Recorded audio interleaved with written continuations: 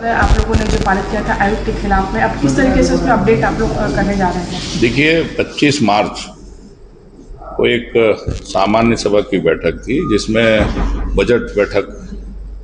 से संबंधित सामान्य सभा बुलाई गई थी, जिसमें पार्षदों द्वारा जो आय व्यय से संबंधित जो भी सवाल पूछे गए उसका किसी का भी ठीक से जवाब ना देना, पूरा जवाब ना देना और आय व्यय का ब्यौरा जो है उसको पूरी तरह से नहीं दिया गया और आयुक्त के द्वारा अमर्यादित भाषा का जब उपयोग किया गया तो सदन में जो हमारा विपक्ष, जो भारतीय जनता पार्टी के पार्षद साथी लगातार सवाल पूछ रहे थे और उनके द्वारा एक प्रस्ताव धारा 54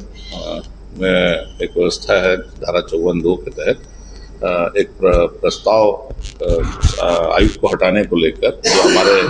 नगर निगम अधिनियम में जिसका उल्लेख है उसको लेकर एक प्रस्ताव लाया गया विपक्ष के पार्षदों द्वारा और हम सभी सदन में उपस्थित समस्त पार्षदों में उसमें सर्वसम्मति से उस प्रस्ताव को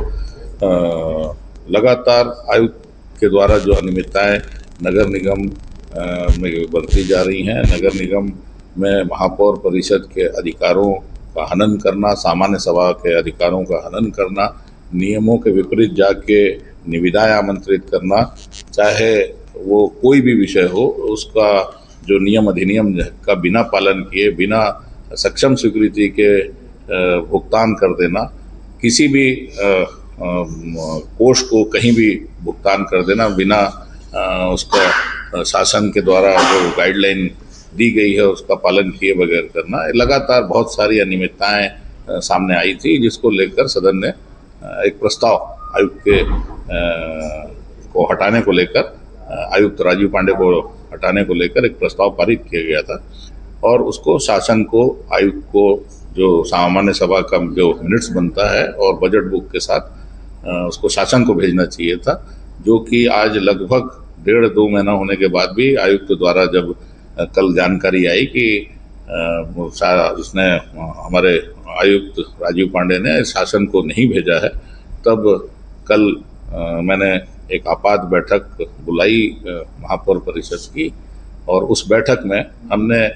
इसी विषयों को, जो सामान्य सभा का जो निर्णय था उसको लेकर आज हम लोगों ने एक प्रस्ताव पारित किया है कि शासन को जो पूर्व की सामान्य सभा की जानकारी देनी थी उस जानकारी को उन्होंने नहीं दिया है और MIC के माध्यम से हम माननीय कलेक्टर महोदय को भी जानकारी देंगे और शासन को भी भेजेंगे और शासन का जो भी दिशा निर्देश आएगा उसके अनुरूप आगे की नगर निगम में जो भी गतिविधियां, जो कार्रवाई है वो की जाएंगी। तब तक के आयुक्त को कोई भी आदेश पारित करने का या कोई भी भुगतान करने का अधिकार नहीं है। इसको लेकर हम लोगों ने आज एक बैठक में प्रस्ताव पारित किया। FIR कराने की बात सामने आई, निश्चित रूप से अगर अनियमितताएं होगी, भुगतान को लेकर कोई बात होगी तो जरूर अगर जरूरत पड़ेगी तो हम उनके विरुद्ध जो भी न्यायालयीन आपराधिक मामले होंगे उसमें भी जाएंगे। अगर